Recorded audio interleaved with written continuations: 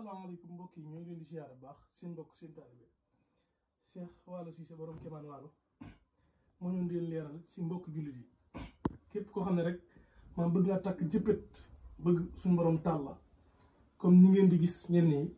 boo ñëwee fii incha allah taala di defal la sangat gii bu soob suñu borom dootoo jooytu dara ci bayraak xaalis xéewal lu mën a doon ndax duurkat yi bari nañ lu bari na lu nit ñi di wax waaye nañ xam ne suñu borom nee na wala yasaaluuna muxtalifuuna wala yasaalu muxtalifuuna wuute gi du am ci mbir moo gis dina am ñi mel nii ñi mel nii wuute gi du ñàkk ci benn mbir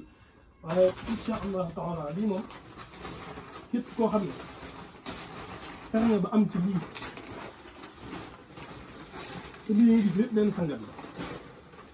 lii képp koo xam ne fexe nga ba am ci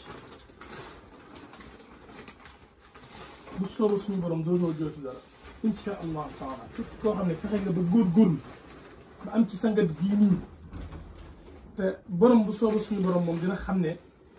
maanaam borom suñ ko dugaloon tey jii mu def seede bu soobee suñu borom dina leen ne wuti leen sangat bi lii moom ci suñu Cheikh Waalo borom Kéemaan Waalo rek ñu koy gisee waaw ñun dañuy liggéey de waaw.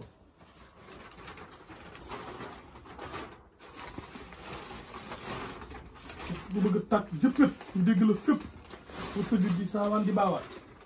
loolu nga am talxin mbanduut saawaan gu bari ñëwul fii suñu Cheikh Waalo jërë ngeen jëf